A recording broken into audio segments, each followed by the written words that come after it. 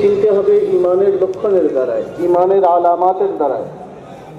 বলছেন যে ইমানের অসংখ্য আলামাত রয়েছে যেগুলো আল্লাহ কোরআন এবং হাদিসের মধ্যে বর্ণনা করেছেন। তার মধ্যে কিছু আলামত খুবই গুরুত্ব রাখে।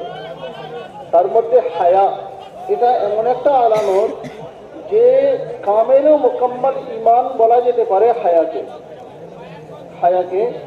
হায়া একটা গুরুত্বপূর্ণ স্বভাব।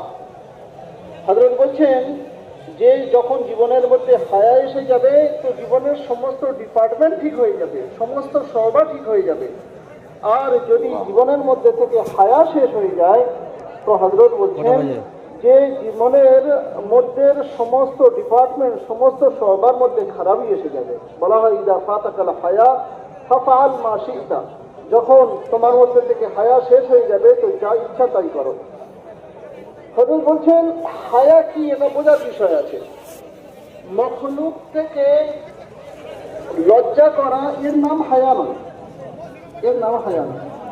হযরত বলছেন হায়া এমন একটা সিফাত, এর তাল্লুক মখলুকের সাথেই নয়, এর তাল্লুক তো একমাত্র আল্লাহ তাবারক তাআলার সাথে।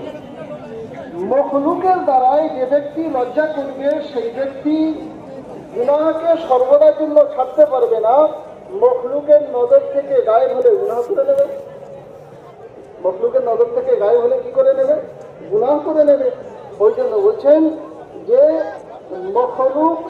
মখলুকের দ্বারাই যে ব্যক্তি হায়া করবে সে ব্যক্তি তো গুনাহ লুকিয়ে করবে, আর যে ব্যক্তি আল্লাহ তাবারক তাআলার দ্বারা হায়া করবে সেই ব্যক্তি হচ্ছে সর্বদার জন্য গুনাহ ছেড়ে দেবে। বলছে হায়া যখন মানুষের মধ্যে এসে যাবে তো সে তানহাইতেও লজ্জা করবে। হযরত ওসমান গনি রাদিয়াল্লাহু তাআলা আনহুর সিফাত যে হযরত ওসমান গনি রাদিয়াল্লাহু আনহু গোসলখানাতেও কাপড় খুলতেন না। হযরত বলছেন যে হায়া মানুষের সামনে গুনাহ করে থেকে লজ্জা করার নাম নয়, বরং তানহাইতে গিয়ে লজ্জা করার নাম হলো হায়া। আর যদি মানুষের সামনে গুনাহ করে তো সে ব্যক্তি বেহায়া নয়, বরং ইয়ে তো জানোয়ার।